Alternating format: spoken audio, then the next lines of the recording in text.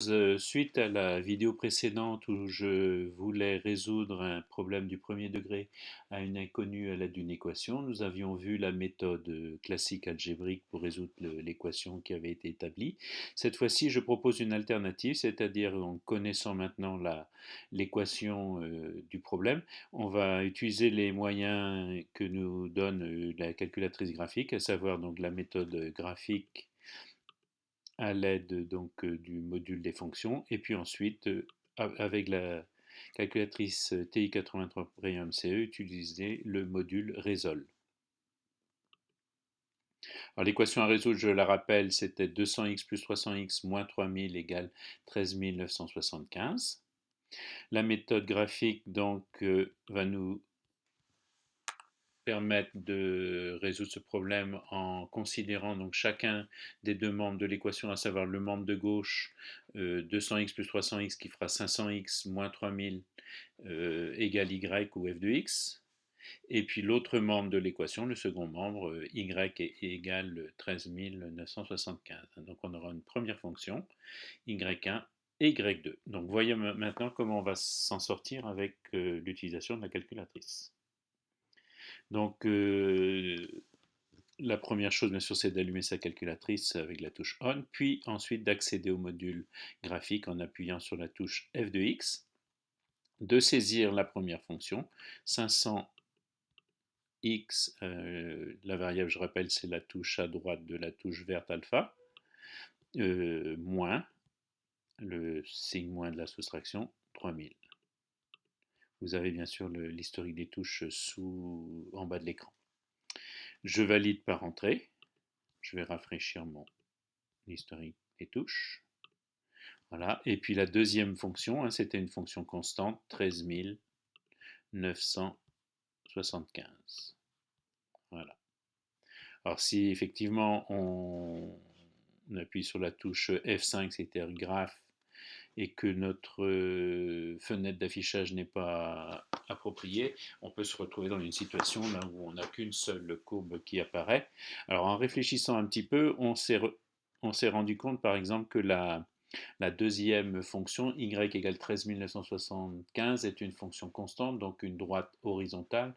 Il nous faut donc déjà ajuster notre fenêtre graphique avec le Y maximum au moins un petit peu au-dessus de 13 975, on va mettre 15 000.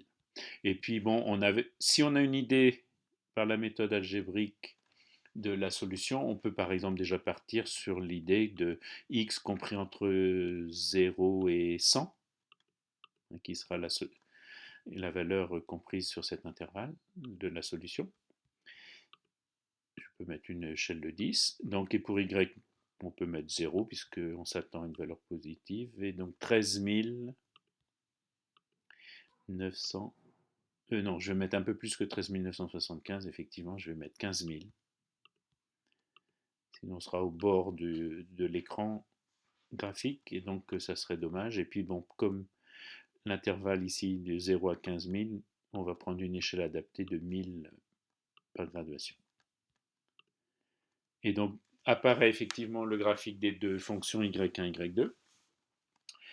Et donc la solution, en fait, c'est l'abscisse du point d'intersection de ces deux droites. Donc on va utiliser le mode calcul seconde graphe,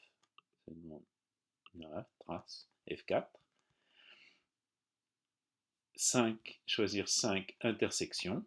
La première fonction, ben, c'est la bleue, effectivement, je valide par entrée. La deuxième, c'est la verte, je valide encore par entrée. La valeur initiale, on peut prendre 0 là, sur des expressions ici comme ça. Et voilà, s'affiche en bas de l'écran la solution x égale 33,95. Je me permets d'effacer l'historique des touches. Et puis dernière solution, utilisant le module Resol. Donc on va quitter le mode graphique, voilà. On va appuyer sur la touche Resol. 1, résoudre.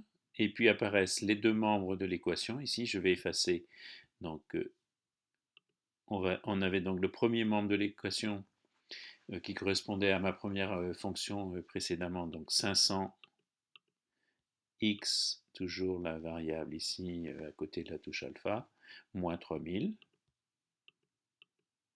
Voilà, je valide le premier membre par entrée. Le deuxième membre, c'était 13 975. Je valide par entrée. Je vais initialiser à 0. Voilà. Et puis appuyer sur la touche F5, résolve.